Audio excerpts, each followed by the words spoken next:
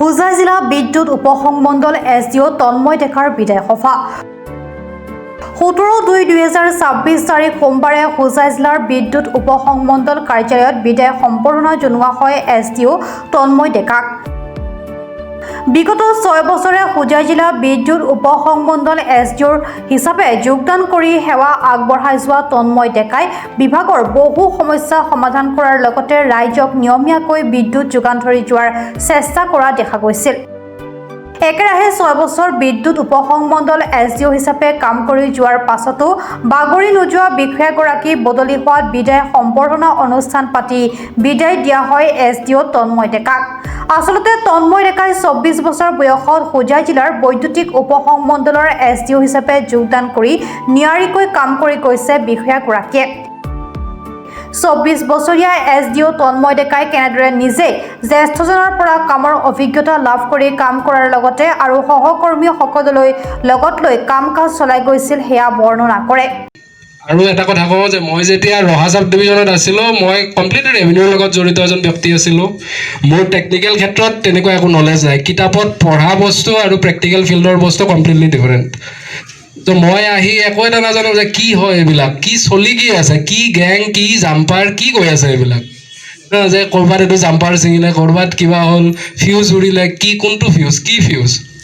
তো তাৰপিছত সেইখিনি সময়ত আহিলে আমাৰ এই এতিয়া বৰ্তমান আছে সাব ডিভিজন 3ৰ SMR হিচাপে, কিন্তু সেইখিনি সময়ত আমাৰ সাব ডিভিজনৰ সকলোতকৈ ছিনিয়ৰ FME আছিলে এইটো তেওঁ।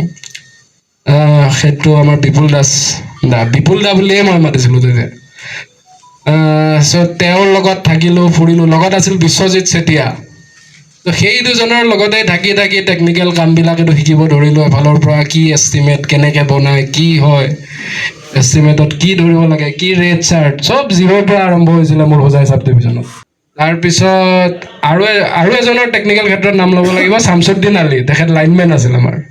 তেওঁৰ লগত মই ফুৰি আচলতে মানে এইটো কি হয়, লাইন এটা বনাওঁতে কি কি বস্তু চাব লাগে, ৰাইট অফ ৱে কি হয়, কোনফালেদি লাইন এটা লৈ যাব লাগে, কি কৰিব লাগে, কি কি সমস্যাৰ সন্মুখীন হয়, খুটাৰ গ্ৰাউটিং জাউটিং, সেই গোটেইখিনি বস্তু মই শামছুদ্দিন আলীৰ লগত থাকি এইটো শিকিলোঁ। তেওঁকো আজি আচলতে খবৰ দিছোঁ তেওঁক।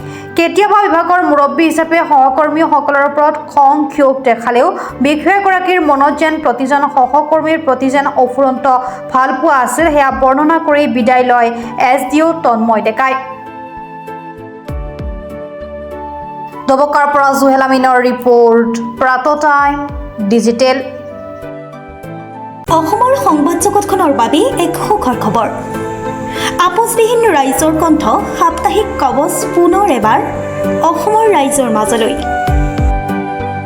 স্বত্বাধিকাৰী প্ৰণীতা কলিতাৰ দ্বাৰা প্ৰকাশিত আৰু আপোচবিহীন একাংশ নপুৰণি অভিজ্ঞতাপুষ্ট সাংবাদিকৰ দ্বাৰা প্ৰচাৰিত তথা eco printing press Guwahati Katabari গড়চুকত মুদ্ৰিত সাপ্তাহিক কবচ এতিয়া অসমৰ বিভিন্ন প্ৰান্তত উপলব্ধ। আমাৰ ঠিকনা মুখ্য কাৰ্যালয় অসম ফৰেষ্ট স্কুল, হৰি মন্দিৰ পথ, গুৱাহাটী আৰু উপ কাৰ্যালয় Kalita market, Bijoynagar, Kamrup, Assam. Mobile number হৈছে 9435114666 70024728813। আমাৰ ইমেইল ID হৈছে kobos2025@gmail.com।